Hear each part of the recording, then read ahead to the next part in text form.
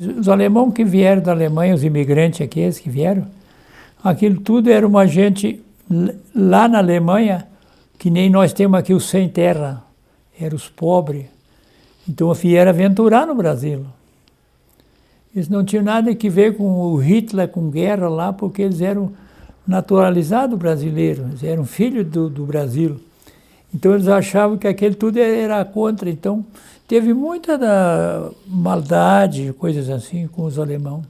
Se tornou-se uma ignorância de parte das pessoas, da lei e coisa.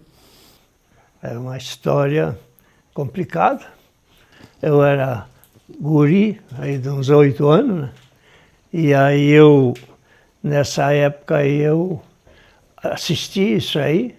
E aí, como era proibido de falar alemão, e era perseguido, né? Até de noite, eles rodeavam em roda, e sempre tinha os caciques que andavam, e no mesmo tempo a gente tinha que se preparar para o futuro, onde fizemos uma sarjetinha e botamos 15 sacas de sal, que era tudo cortado, exportação, né?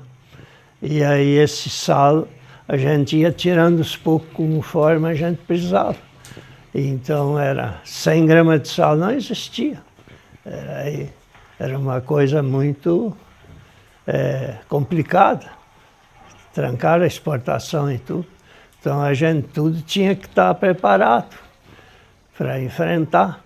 E se eles achassem um livro, por exemplo, da Alemanha, eles levavam o cara junto. Levavam, às vezes, até para um lugar, na delegacia, uma coisa.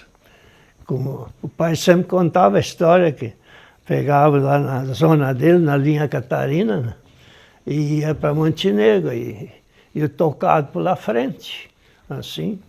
Como nós tínhamos rádio, aí sempre dava aquilo de noite, quantos navios tinham fundeado, e aí cada batida de sino que dava era um navio.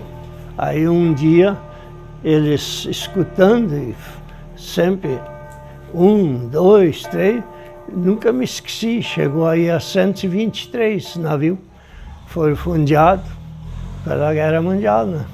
O troço não era fácil. Esse tempo a pastora perguntou para mim qual era o dia toda a vida da gente, o dia mais feliz que eu achava. Foi o dia que terminou a guerra. Eu tinha 12, 14 anos, por assim. Não existia querosena, não existia sal, não existia nada. As luzes eram feitas com sebo, luzinha e coisa assim, não vinha mais nada, né? Fundaram os navios por aí, umas coisas tudo, deu aquela rebuliço todo. E o dia que a guerra terminou, aquilo foi dentro de poucos dias começou a aparecer tudo. Antes da guerra, o primeiro alemão médico que operou apendicite no Brasil, aqui nessas nossas zonas aqui, foi o Dr. Wallermann. Era um baixinho. Eu conheci ele, eu era criança, mas ele já era velho. Operou apendicite, aquelas coisas tudo. Primeiro morria gente com nó nas tripas. Não operava. E daí ele estava lá trabalhando e deu a guerra. A primeira coisa que fizeram foi prender o médico. Ele era estrangeiro, era alemão. Ficou preso lá uns dias, não sei o que tem, o povo se alvorotou-se.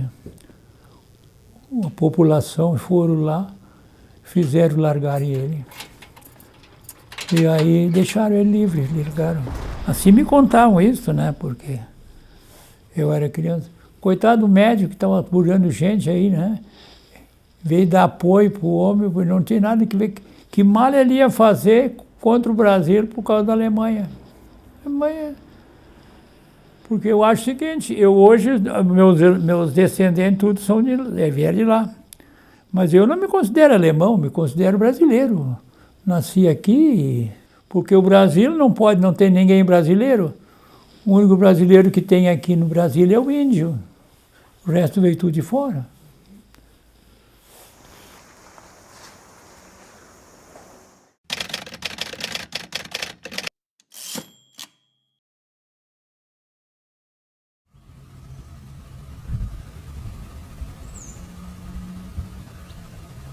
Ali tinha um alambique e ali onde mora o Aldo, tinha outro alambique, antigo. Inclusive o meu tio fazia cachaça, tio Dário. Muito tempo alambicou. Primeiro era o tal Falcido Ervino, que era cunhado desse tio Dário. Este Falcido Ervino morreu naquele açude do Delano ali, ó, numa pescaria. Ervino Matzenbach. Ele gostava muito de pescar. Foi ele, o sogro dele, mais outro, pescar naquele açude. E ele fazia cachaça, e cachaça boa. Cachaça chamava-se Beija-Flor. O nome da cachaça registrada, cachaça Beija-Flor. Foram pescar. E lá, botaram espinhel, passaram a noite lá. De madrugada ele foi colher o espinhel, já meio funchado, e tinha muito peixe. E arrastaram o homem, se enredou no espinhel e morreu afogado. No açude, que ele dizia assim, sogro dele, Ervino, cuida com a água. Ah, isso aí eu conheço que nem a palma da minha mão, que nem o terreiro da minha casa. E não foi morrer ali, com água que batia um pouco mais da cintura. O espinhel cheio de peixe, derrubou ele e o homem morreu afogado ali. Isso deu um dia de chuva, assim, isso era para lá e para cá, o pessoal procurando esse homem, ninguém achava. Aí arrumaram caico e tudo. Bateram com a carateia para operar para lá e para cá, nada.